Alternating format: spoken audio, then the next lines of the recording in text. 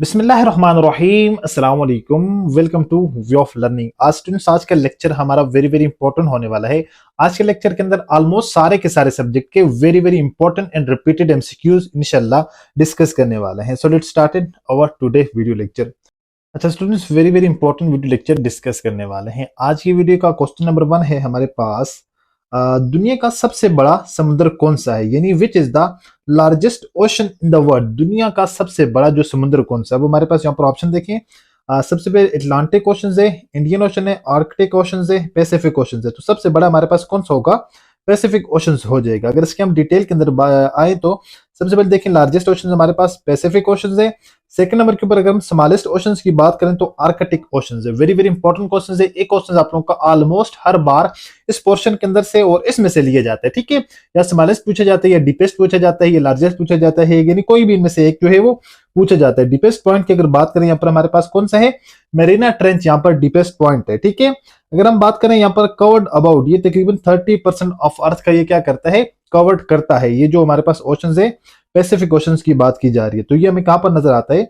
Located between Asia and America. Okay, ये हमारे पास जो कॉन्टिनेंट है इनके दरमियान हमें दिखाई देता है। नेक्स्ट हमारे पास यहाँ पर क्वेश्चन नंबर 2 है, निजाम शमसी का सबसे गर्म सितारा कौन सा है, यानी which is the hottest planet in our solar system. हमारे निजाम शमसी के अंदर सबसे हॉटेस्ट प्लेनेट कौन सा है? तो क्या हमारे पास मार्स है, जुपिटर है, वेनस है, नेपच्यून है। अगर हॉटेस्ट की बात करें तो हमारे पास क्या हो जाएगा? वेनस हो जाएगा, ठीक है। वेनस हमारे पास यहाँ पर ऑप्शन नंबर सी है। So option number C is the correct answer है। अगर हम यहाँ पर डिटेल के अंदर जाएं तो सबसे पहले देखें, लार्जेस्ट प्लेनेट कौन सा है? जुपिटर है, ठीक है। सबसे बड़ा सितारा हमारे जो है वो निजाम शमसी का कौन सा है? Jupiter is the largest. Second number के ऊपर अगर हम बात करें हॉटेस्ट की, तो वेनस क्या है यहाँ पर? हॉटेस्ट हो जाएगा। अगर सबसे छोटे की बात करें तो मरकरी क्या है यहाँ पर? सबसे छोटा सितारा है हमारे जो निजाम शमसी है, ठीक है। उसके अंदर सबसे छोटा कौन सा है? मरकरी है। प्लेनेट विद जो है रेड स्पॉट, ठीक है। ग्रेट रेड स्पॉट हमारे पास कौन सा प्लेनेट है? जुपिटर को कहा जाता है। उसके अंदर एक जो है वो बड़ा रेड किस्म का, रेड टाइप का जो है वो क्या है? स्पॉट दबा सा है। नियरेस्ट प्लेनेट टू द सन, यानी सूरज से सबसे ज्यादा करीब कौन सा है? मरकरी है। और सूरज से सबसे ज्यादा दूर कौन सा है? नेपच्यून हो जाएगा, ठीक है। सूरज के गिर्द सबसे ज्यादा करीब मरकरी और सबसे ज्यादा दूर कौन सा है? नेपच्यून हो जाएगा। उसके बाद नेक्स्ट हमारे पास क्वेश्चन नंबर 3 है, पाकिस्तान का कौमी फूल कौन सा है? तो पाकिस्तान का कौमी फूल जासमीन हो जाएगा। पाकिस्तान की जितनी भी नेशनल थिंग्स हैं, ठीक है, इनमें से एक क्वेश्चन ऑलमोस्ट आप लोगों के पेपर के अंदर आ जाता है। पाकिस्तान का कौमी फूल कौन सा है? पाकिस्तान का कौमी जानवर कौन सा है? पाकिस्तान का कौमी परिंदा कौन सा है? ठीक है, इन चीजों को आप लोगों ने एक मरतबा जरूर देकर चले जाना है। कौमी अगर हम फूल की बात करें, जासमीन हमारे पास, ठीक है। अगर कौमी जानवर की बात करें, मारखोर है। कौमी परिंदे की बात करें, चकोर है। कौमी दरख्त की बात करें, देवदार है। इंडिपेंडेंस डे हमारे पास कौन सा है जी? हम कब मनाते हैं? 14 अगस्त 1947 का जो है हमारे पास आजादी के दिन है, तो 14 अगस्त को हम मनाते हैं। नेक्स्ट स्टूडेंट हमारे पास जो क्वेश्चन है, वेरी वेरी इंपॉर्टेंट क्वेश्चन है इंग्लिश का। Choose the correct synonyms of brave. Brave कहा जाता है बहादुर को ना, जिस तरह यहाँ पर ब्रेव की पिक्चर पड़ी हुई है, तो ब्रेव कहा जाता है बहादुर को। अब हमने इसका क्या करना है? सिनोनिम्स चूज करना है। तो सिनोनिम्स हमारे पास हो जाएगा गॉर्जियस। गॉर्जियस का मतलब ये होता है बहादुर, ठीक है ना, डरने वाला। अगर हम इसकी बात करें, वर्ड हमारे पास क्या है? ब्रेव है। तो ये as a part of speech हमारे पास एडजेक्टिव के तौर के ऊपर काम कर रहा है। इसका मतलब ये show courage and lake of fair, यानी हौसले वाला बंदा, हौसला को शो करना, और लेक ऑफ फेयर यानी डर को जो है वो खत्म करना है बिल्कुल उसके अंदर, यानी डर बिल्कुल नामो निशान ना हो, डर ना नजर आए, ठीक है। सिनोनिम्स इसका हो जाएगा कर्चियस, ठीक है। एंटोनिम्स इसका हो जाएगा कॉवर्डली। और इसकी एग्जांपल हमारे पास यहाँ पर एक सेंटेंस लिखा हुआ है, a courageous soldier face danger with determination, यानी एक जो है वो बहादुर सिपाही बड़े हौसले के साथ जो है वो खतरात को क्या करता है जी? फेस करता है, चैलेंज करता है। अच्छा स्टूडेंट्स, कोई स्टूडेंट अगर टेस्ट की तैयारी करना चाह रहा हो, जिस भी पोस्ट के लिए आप लोगों ने अप्लाई किया है, हम आपको according to paper pattern test की तैयारी करवाएंगे, और 100% श्योरिटी के साथ इंशाल्लाह जो तैयारी हम आपको करवाएंगे, आपका पेपर उसी में से बन कर आएगा। बस आप लोगों ने अपना 100% देकर काम करना है। इंशाल्लाह आप लोग जो है वो इजीली 80 to 85% मार्क्स गेन कर सकते हैं। प्रॉपर एक प्लान के साथ, प्रॉपर एक स्ट्रक्चर के साथ जब तक आप लोग नहीं जाएंगे, तो आप लोग प्रॉपर अपनी मंजिल को इजीली आप लोग अचीव नहीं कर पाएंगे। कोई भी अगर आप लोगों ने काम करना है, आप लोगों ने एक प्रॉपर स्ट्रक्चर के साथ जाना है, ठीक है। सबसे पहले आप लोगों ने एक सब्जेक्ट को लेकर जाना है। सबसे पहले इंग्लिश दिया, इंग्लिश के अंदर कौन कौन सी चीजें हमने जो है वो रीड आउट करनी है, उनको टॉप ऑफ द लिस्ट किया, ठीक है। उनमें से फिर जो जो चीज आप लोग रीड आउट करते जाएंगे उसको टिक करते जाएंगे, ये चीज मेरी हो चुकी है, अब ये पढ़ना मैंने। फॉर एग्जाम्पल सबसे पहले पार्ट्स ऑफ स्पीच पढ़ना है, फिर उसके बाद मैंने एक्टिव वॉइस, पैसिव वॉइस पढ़ना है, डायरेक्ट स्पीच, इनडायरेक्ट स्पीच पढ़नी है, फिगरेटिव लैंग्वेज पढ़ना है, ठीक है। सिनोनिम्स जो है वो प्रिपेयर करने हैं, एंटोनिम्स प्रिपेयर करने हैं, यानी जो जो चीजें हम सेंटेंस स्ट्रक्चर जो है वो करना है, यानी जो जो चीजें आप लोगों को रीड आउट करनी है उनको आपने बस लिखें, उसके बाद वन बाई वन करके टिक करते जाएं, जो जो चीजें प्रिपेयर कर लें उसको टिक करते जाएं। ये चीजें मेरी हो चुकी हैं। जो बाकी चीजें उनको आप लोग जब तक सारी की सारी चीजों को अच्छे से प्रिपेयर ना करें, नेक्स्ट सब्जेक्ट के ऊपर मूव ऑन ना करें। पहले एक सब्जेक्ट को प्रिपेयर करें और रात को सोने से पहले अपनी प्रॉपर रूटीन बना लें, आप लोग उसकी रिवीजन करें, ठीक है। जब अगर आप लोग किसी चीज को अच्छे से प्रिपेयर कर लेते ना, उसके अगर आप लोग रिवीजन नहीं करेंगे तो वो चीज आपको लॉन्ग टर्म के लिए आपकी मेमोरी के अंदर सेव नहीं होगी, ठीक है। तो बहुत कम चांसेस हैं कि वो चीज आपको फिर जो है वो इतने लॉन्ग टर्म के लिए याद रहे कि आप लोग नेक्स्ट पेपर के अंदर उसको याद करके उसको जो है वो करेक्टली तरीके से आप लोग अटेम्प्ट कर पाए। नेक्स्ट हमारे पास क्वेश्चन है, कुरान मजीद की सबसे बड़ी सूरत कौन सी है? विच इज द लॉन्गेस्ट सूरह ऑफ होली कुरान? तो कुरान मजीद की सबसे बड़ी सूरत सूरतुल बकरा है, ठीक है। और सूरतुल बकरा का जो वर्ष सबसे लंबा जो लॉन्गेस्ट कौन सा है? 280 है। होली बुक इसका जो नाम है वो कुरान मजीद है। टोटल सूरतें इसमें 114 सूरतें हैं। सबसे लंबी सूरत सूरतुल बकरा है। सबसे छोटी सूरत सूरतुल कौसर है। फर्स्ट रिवील सबसे पहली जो है वो कौन सी सूरत नाजिल हुई? सूरतुल अलग नाजिल हुई, ठीक है। सूरतुल अलग की पहली 5 आयत नाजिल हुई। तो ये इस्लामिक स्टडी से related very very important question था। नेक्स्ट हमारे पास क्वेश्चन है जी, अक़वाम मुत्तहिदा यानी यूनाइटेड नेशन का सदर दफ्तर कहाँ है? वेरी वेरी इंपॉर्टेंट क्वेश्चन है।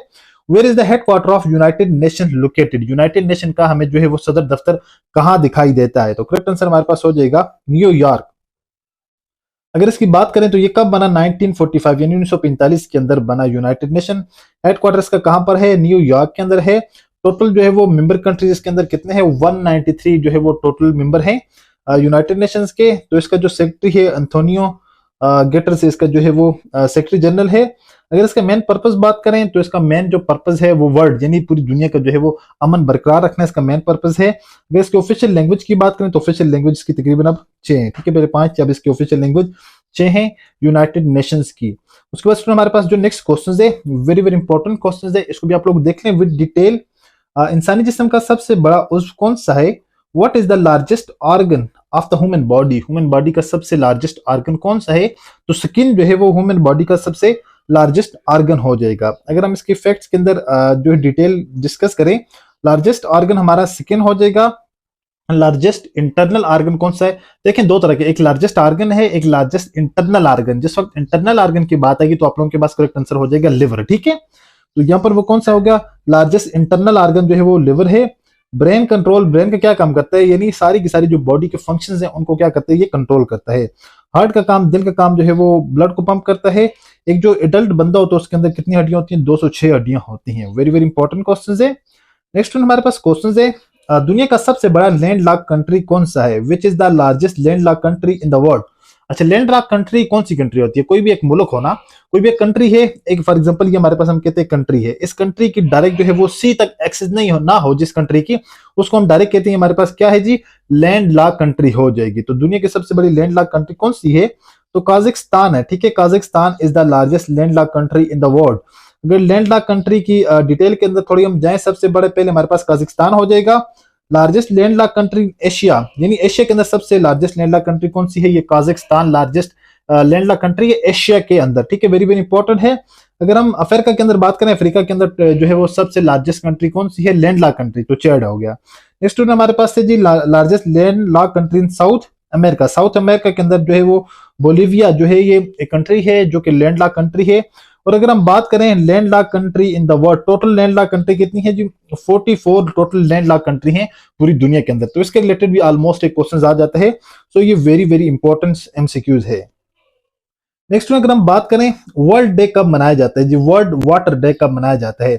Water day is observe on, तो वाटर डे जो है वो 22 मार्च को मनाया जाता है। एक क्वेश्चन हर बार ऑलमोस्ट जो आप लोगों के पेपर के अंदर इससे रिलेटेड आ जाता है। कोई भी जो आप लोगों का जो है वो इंटरनेशनल डे के बारे में पूछा जाता है कि आप लोगों का ये दिन कब मनाया जाता है। सो आप लोगों ने इसको भी अच्छे से प्रिपेयर कर लेना है। प्रिपेयर करने के बाद जब तक आप लोग रिवीजन नहीं करेंगे इस चीज की, तो आप लोगों के जो है वो ये आप लोगों को याद नहीं रहेगा वैसे, ठीक है। 3-3 2-2 3-3 चीजें करके प्रिपेयर करें। एक दिन में 3-4 लिख लिया, मॉर्निंग में लिख लिया, फिर उसकी रिवीजन करते जाए, प्रिपेयर कर, फिर इवनिंग में लिखें, फिर उसको रिवीजन करें, उसको प्रिपेयर करते जाएं। अगर हम देखें जी वर्ल्ड वाटर डे कब मनाया जाता है? 22 मार्च को मनाया जाता है। वाटर मेटलर्जिकल डे तो 23 मार्च को मनाया जाता है। वर्ल्ड हेल्थ डे की अगर हम बात करें तो ये कब मनाया जाता है, 7 अप्रैल को मनाया जाता है, वेरी वेरी इंपॉर्टेंट है। अर्थ डे की अगर बात करें तो अर्थ डे 22 अप्रैल को अर्थ डे मनाया जाता है। अगर वर्ल्ड प्रेस जो है फ्रीडम डे की बात करें तो ये 3 मई को मनाया जाता है। इंटरनेशनल नर्सेज डे की अगर बात करें तो ये 12 मई को मनाया जाता है। नेक्स्ट अगर इंटरनेशनल नर्सेज डे 12 मई को हो गया। वर्ल्ड टेलीकम्युनिकेशन डे 17 मई को। वर्ल्ड इन्वायरमेंटल डे 5 जून को। वर्ल्ड ओशनिक डे 8 जून को। इंटरनेशनल यूथ डे 12 अगस्त को। इंटरनेशनल लिटरेसी डे जो है वो 8 सितंबर को मनाया जाता है। ये भी वेरी वेरी इंपॉर्टेंट एमसीक्यूज है। नेक्स्ट हम आ जाते हैं जी, अफगानिस्तान का कौमी परिंदा कौन सा है, यानी जितनी भी दुनिया के अंदर जो है वो कंट्रीज हैं उनमें से ऑलमोस्ट कुछ सिलेक्टिव कंट्री हैं जिनके बारे में पेपर के अंदर क्वेश्चंस आ जाता है कि इनका जो है वो नेशनल एनिमल कौन सा है, नेशनल बर्ड या एनिमल के हवाले से पूछा जाता है, ऑलमोस्ट बर्ड के हवाले से पूछा जाता है। अगर हम अफगानिस्तान की बात करें तो गोल्डन ईगल जो है वो उनका कौमी परिंदा है, जिस तरह हमारा चकोर है ना, तो इसी तरह जो है वो गोल्डन ईगल अफगानिस्तान का हो जाएगा। नेक्स्ट अगर पाकिस्तान की बात करें, पाकिस्तान का चकोर हो जाएगा। इंडिया की बात करें, इंडिया का इंडियन पीकॉक हो जाएगा। बांग्लादेश की बात करें, ओरिएंटल मैकपी रोबन इनका, ठीक है। नेक्स्ट अगर नेपाल की बात करें, हिमालयन मोनाल, हिमालयन मोनाल हो जाएगा। श्रीलंका की बात करें, श्रीलंकन जंगल फॉल। उसके अलावा चाइना की बात करें, रेड क्राउन क्रैक है। यूनाइटेड स्टेट की बात करें, बेल्ट ईगल है। यूनाइटेड किंगडम की बात करें, यूरोपन रेबन है। कनाडा की बात करें, ग्रे जे है। ऑस्ट्रेलिया की अगर बात करें, EMU, ठीक है, ये परिंदा है ये भी। न्यूजीलैंड की अगर बात करें, कीवी जो है वो न्यूजीलैंड की है। तुर्की की अगर बात करें, रेड विंग तुर्की के है। यूनाइटेड अरब अमीरात की बात करें तो फाल्कन जो है वो उनका कौमी परिंदा हो जाएगा। नेक्स्ट हमारे पास क्वेश्चन है जी, ईरान का दारुल हुकूमत कौन सा है, यानी जो वर्ल्ड है, वर्ल्ड के जो है वो ऑलमोस्ट कुछ ऐसे कंट्री हैं जिनके बारे में ऑलमोस्ट जो है वो पेपर के अंदर एमसीक्यूज आ जाता है कि इनका दारुल हुकूमत कौन सा है, और इनकी करेंसी के बारे में भी ऑलमोस्ट जो है वो एशिया के अंदर जो है वो ज्यादा कंट्री ऐसी हैं जिनके बारे में पूछ लिया जाता है। यहाँ पर मैंने कुछ जो है वो 2-4 जनरल से लिखे हुए हैं, बट ये आप लोगों ने इसको भी प्रिपेयर कर लेना है एक मरतबा सारे के सारे स्टूडेंट ने। 2 क्वेश्चन 2 एमसीक्यूज में से आप लोगों के डन है, ये समझे बिल्कुल फिक्स है। एक जो है वो कंट्री के जो कैपिटल के रिलेटेड, एक उनकी करेंसी से रिलेटेड, ठीक है। कैपिटल किसी और कंट्री का पूछा जाएगा और करेंसी के बारे में किसी और कंट्री का पूछा जाएगा। सो आप लोगों ने इसको भी अच्छे से प्रिपेयर कर लेना है। तो ईरान का दारुल हुकूमत कौन सा है जी, तेहरान है। पाकिस्तान का इस्लामाबाद है। अफगानिस्तान का काबुल है। सऊदी अरेबिया का रियाज है। इंडिया का न्यू दिल्ली है। चाइना का बीजिंग है। यूनाइटेड किंगडम का लंदन है। यूनाइटेड स्टेट का वाशिंगटन DC हो जाएगा। उसके बाद स्टूडेंट्स नेक्स्ट हमारे पास जो क्वेश्चन है, सैफुल्लाह का लकब किसे दिया गया, तो सैफुल्लाह हजरत खालिद बिन वलीद, यानी सैफुल्लाह मीन अल्लाह ताला की तलवार, ठीक है। तो ये हजरत खालिद बिन वलीद का जो है वो क्या था, लकब था। नेक्स्ट उसके बाद हमारे पास क्वेश्चन है, हजरत अबू बकर इनका जो लकब सिद्दीक था। हजरत उमर का लकब फारूक था। हजरत उस्मान का लकब गनी था। हजरत उस्मान गनी जो कहते हैं ना, ये साथ इनके ये टाइटल दिए हुए। हजरत अली का जो है वो लकब असदुल्लाह या अबू तुराब था। तो हजरत हमजा का असदुल्ला भी था। सैयदुश्शुहदा भी इनका लकब था। हजरत खालिद बिन वलीद का लकब सैफुल्लाह यानी अल्लाह ताला की तलवार था। नेक्स्ट हमारे पास यहाँ पर क्वेश्चन है, 1973 का आइन कब नाफिजुल अमल हुआ, 1973 का कॉन्स्टिट्यूशन 14 अगस्त 1973 को। वेरी वेरी इंपॉर्टेंट क्वेश्चन है।